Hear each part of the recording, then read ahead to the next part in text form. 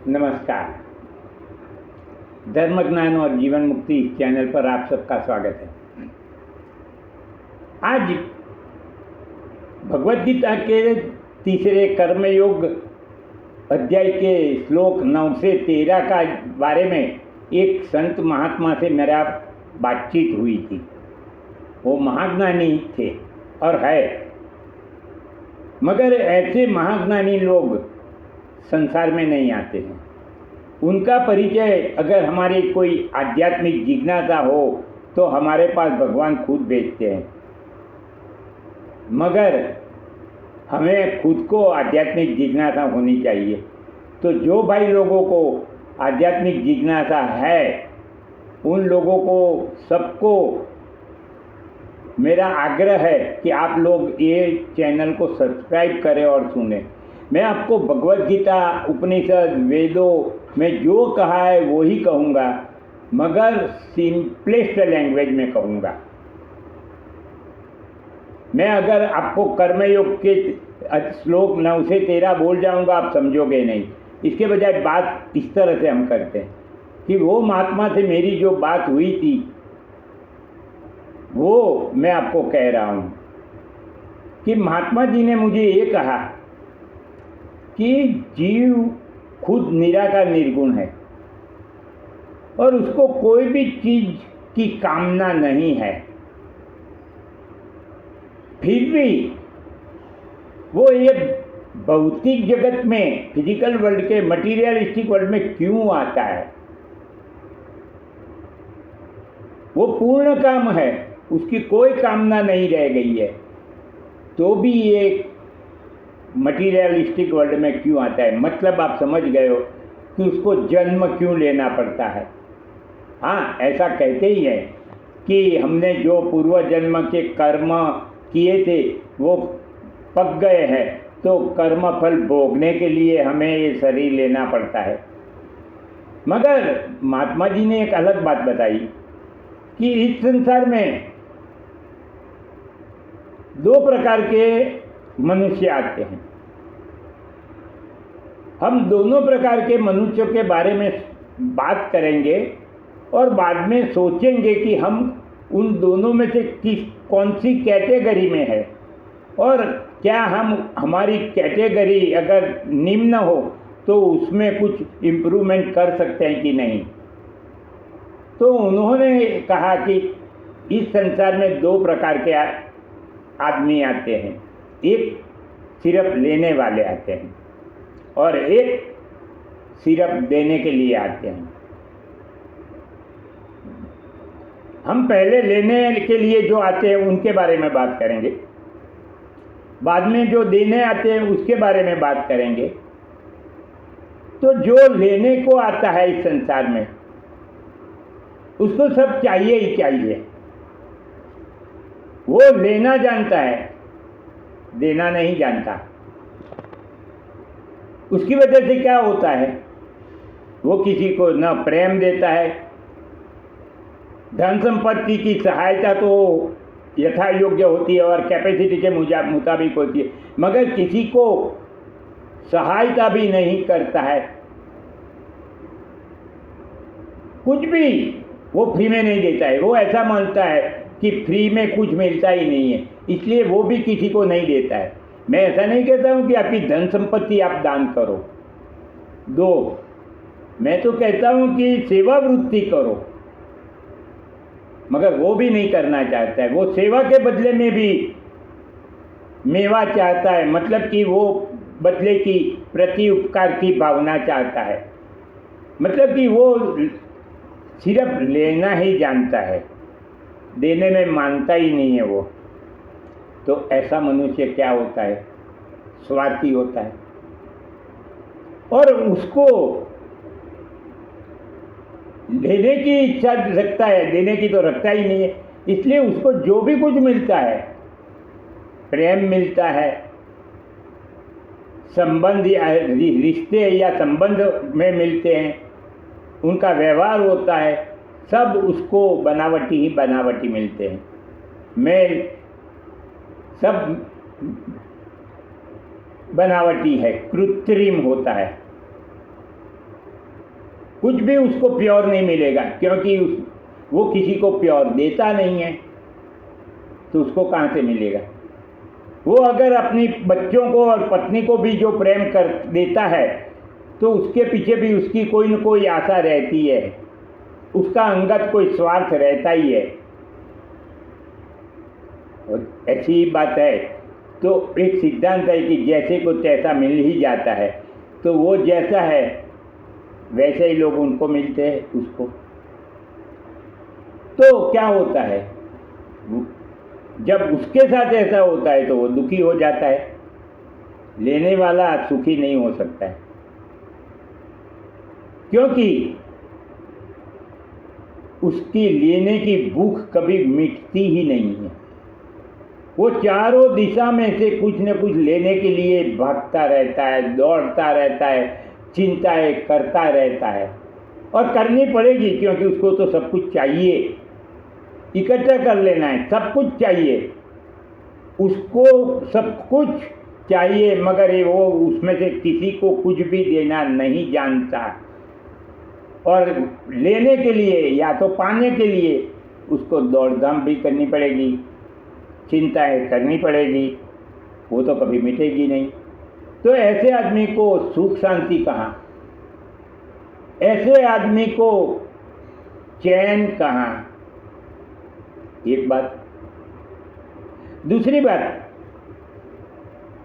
कि जो इस संसार में लेने के लिए आया है, उसकी कोई न कोई कामना जब तक मृत्यु देवता उनका शरीर छीन ले ले तब तक रहती है।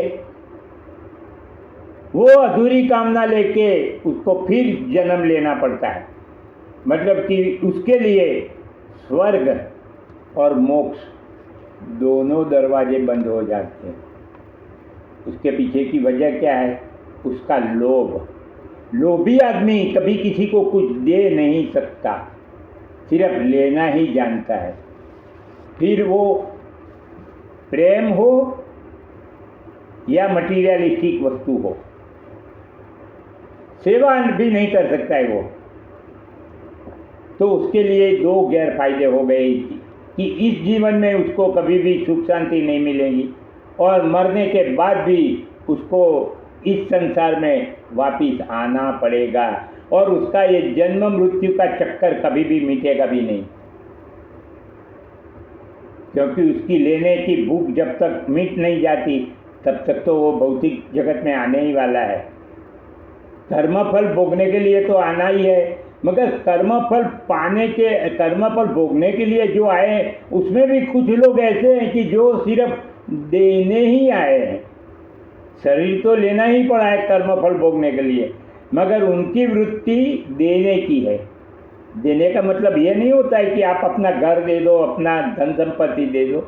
वृत्ति है, सबके प्रति उनका प्रेम भाव है, जीव मात्र के प्रति उनका प्रेम भाव है, उनमें दया की भावना है, संवेदना है, वो सहायता करना जानते हैं और सेवा करते हैं, मगर सामने बदले की, मान पान की, कोई पद की आशा नहीं रखते हैं। क्यों नहीं रखते हैं? क्योंकि वो लोग जानते हैं कि मुझे जो कुछ मिला है वो भगवान से मिला है,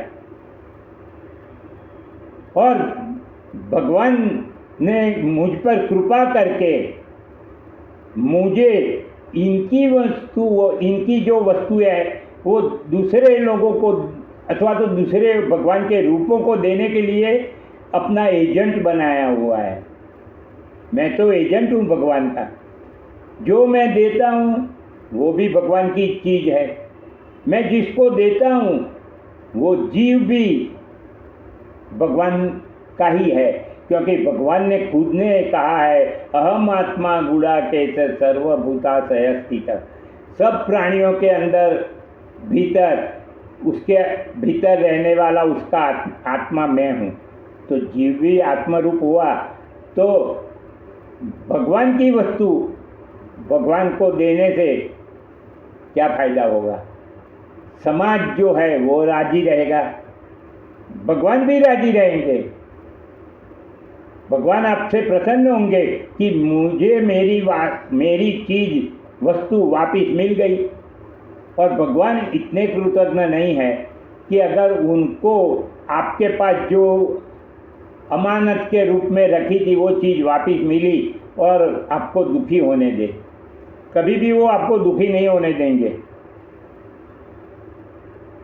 इन शॉर्ट, जो लेने आता है वो लोभ वृत्ति का शिकार होके दुख और चिंताओं में जीवन पसार करता है, और जो देने आता है संसार को, सब कुछ नहीं देता है मगर अपनी यथा योग्य अपनी कैपेसिटी के अनुसार अपने को जरूर हो उतना रखकर वापिस दूसरा तो दे देता है।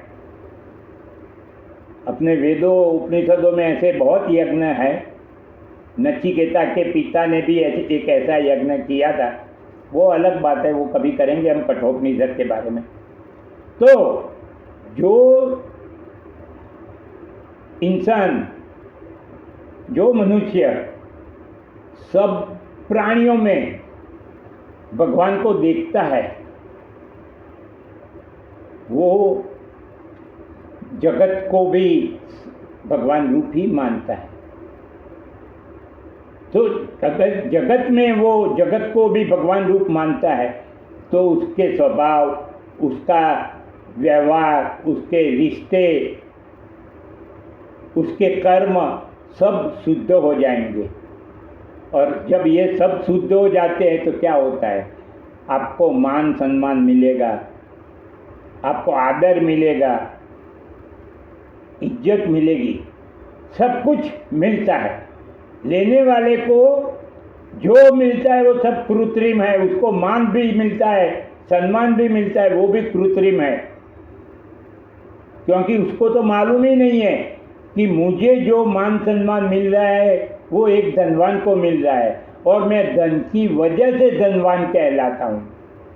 तो इन रियल सेंस मान आदर किसको मिलता है? धन को। धन जिसके पास है उसको नहीं मिलता है, मगर वो नासमझ आदमी है। अब खुद का समझ लेता है कि मुझे मान सम्मान मिला। नहीं, मान सम्मान धन को मिलता है। जैसे हम गुरु को आदर देते हैं तो गुरु के ज्ञान का आदर करते हैं, नहीं कि उनका हड्डी मांस लहू से बने शरीर का। तो ये नासमझ लोग हैं कि जो मान सम्मान इज्जत वगैरह अपनी समझते हैं। तो जो लेने आता है वो लोभी है, जो देने आता है वो दानवीर है, या तो सेवा वृत्ति करता है। मान लो कि कोई गरीब आदमी है, उसके पास धन संपत्ति तो नहीं है, मगर वो फिर भी कुछ न कुछ सेवा कार्य करता है जिसमें उसका अंगत स्वार्थ कोई भी ना हो, लोभ ना हो, प्रति उपकार की भावना भी ना हो। बस वैसे ही वो सहायता करता रहता है, सेवा करता है, और सेवा करने से उसकी सद्वृत्तियाँ ज़्यादा हो जाती है और उसके लिए स्वर्ग और मोक्ष के दरवाजे खुल जाते हैं। आप खुद ही सोचिए। फिर से मैं आपको एक बात विनती कर देता हूँ कि अगर आपको अच्छा लगता है आध्यात्मिक बातें सुनने को, और मैं सिर्फ आध्यात्मिक बातें करूँगा और आपको रेफरेंस भी दूंगा कि मैं कहाँ से लिया,